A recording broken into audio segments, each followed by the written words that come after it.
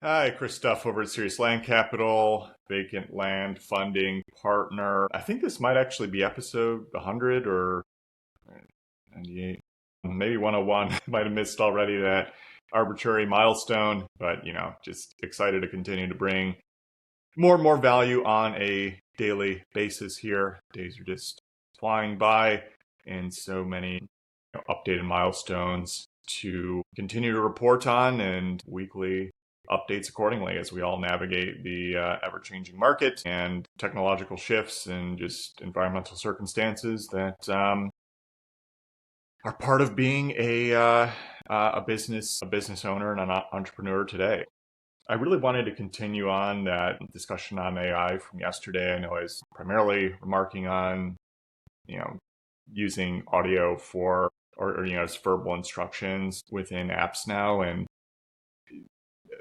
I think just continuing to think and already experiment more and more with AI, it just warrants kind of further discussion and level setting here. I just like the speed of where we're going. I think unless you're really using these tools on a day by day basis, is just harder to grasp. Like the speed is just it's dizzying. I know I'd remarked already that we could be in line over the next few years with that AI 2027 paper that all of us as knowledge workers just could be kind of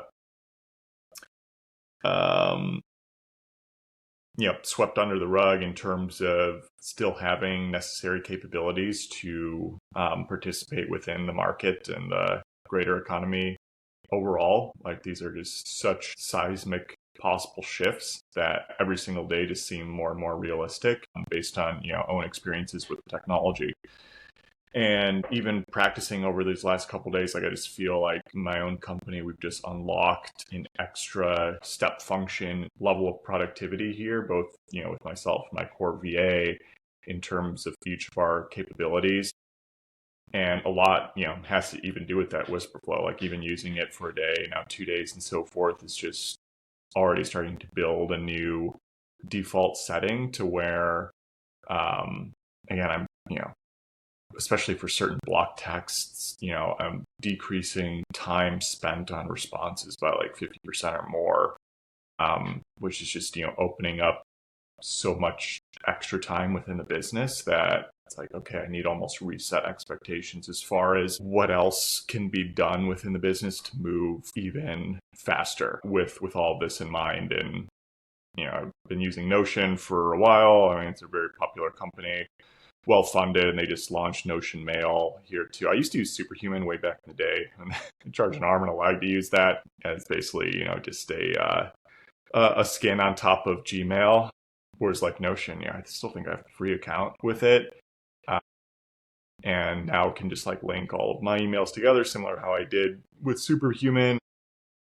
And now it even, installing this today with some of those like AI labeling features, there's a little bit of a learning curve to it compared to just using Gmail, but like most of the macros still work. Plus, I think it's even less distracting for me because it's in a separate app. So I would struggle so much when I just had like an open, tab within my browser, across all the different email accounts or like Gmail, domains, and specifically different usernames associated with each of those domains. So, just a whole bunch of different emails and so forth, and they would all have tabs open. I would just find myself distracted, okay, checking here and there just by reflex. And I'm sure many of you can relate to that.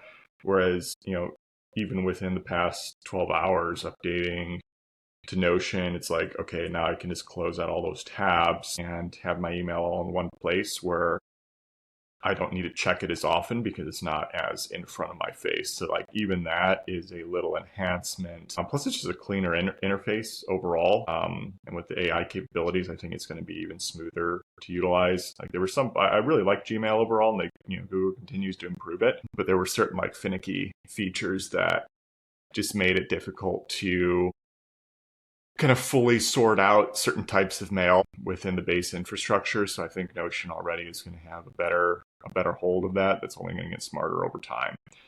So that's another avenue there. And then like, again, just kind of the default processing to always just, okay, can I solve this problem with AI now is like just a first step in the process. Or even, giving another example where even something so basic, like I wanted, for my new weekly Get Serious News email, I wanted to add like a small subscribe call to action within our Serious Land Capital website.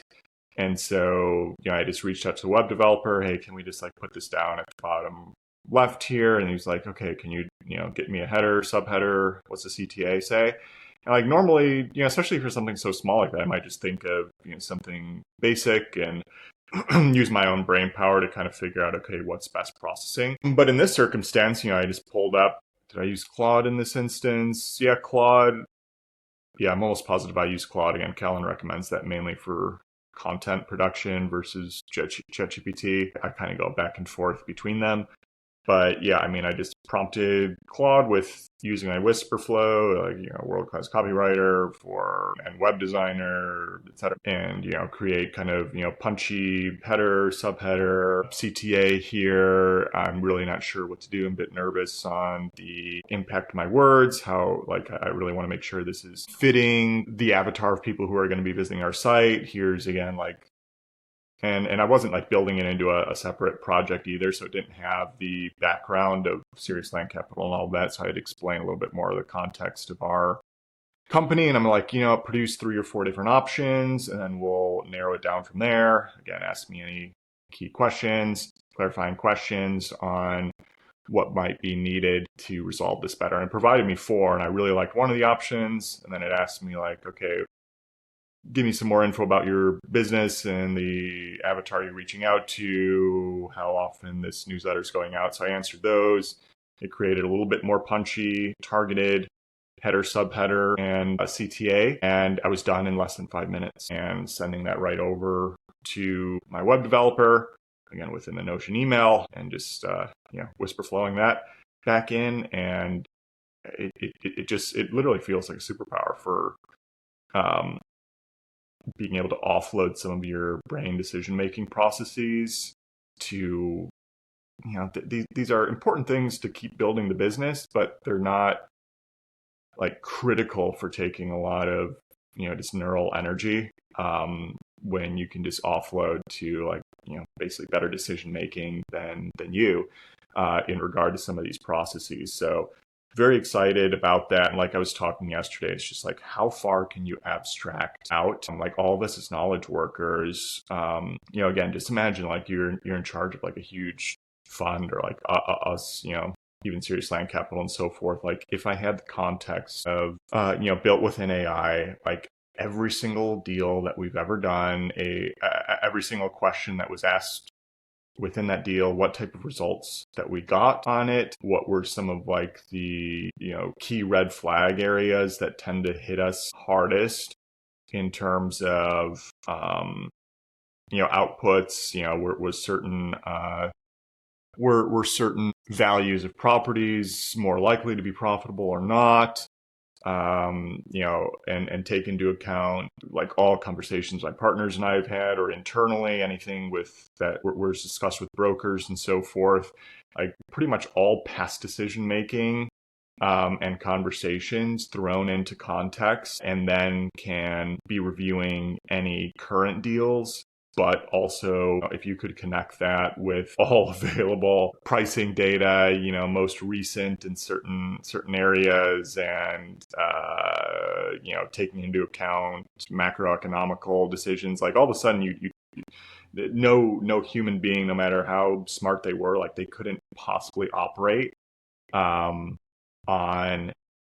that type of level consistently, to where people are like, yeah, no one's going to like just deploy money through an LLM, but it's not necessarily like that. You're not thinking as deeply about where this technology is going, because soon enough, again, the technology is already heading in this direction. Like we will be able to effectively replicate all, kind of past decision making, updated lines of thinking, plus have just data across the macro and relevant micro economies that just is impossible to hold within one piece of your brain, or like take even like, I don't know, huge institutional funding, Chase, whatever, BlackRock, all of that. Like you could have all of their internal institutional knowledge across all their different lines of business to take into account proper diversification and deployments in specific sectors. Like no human being could do that. And even if they could on their best day, humans are fallible, right? Like, okay, what if, you're feeling ill that day, or you lost a couple hours of sleep, you're just not quite focused. And so, these technologies are just not going to falter in that way. And none of this is like new ideas, right? Like Bridgewater, Ray Dalio, like they've been trying to do this for decades, and they probably had very sophisticated technology for the time, and using all these spreadsheet analysis and try to make more objective investment decisions, removing the emotion out of it. But like the tech nowadays with the AI and the LLMs, like it's just dramatically better, and only getting better on like an exponential pace week by week.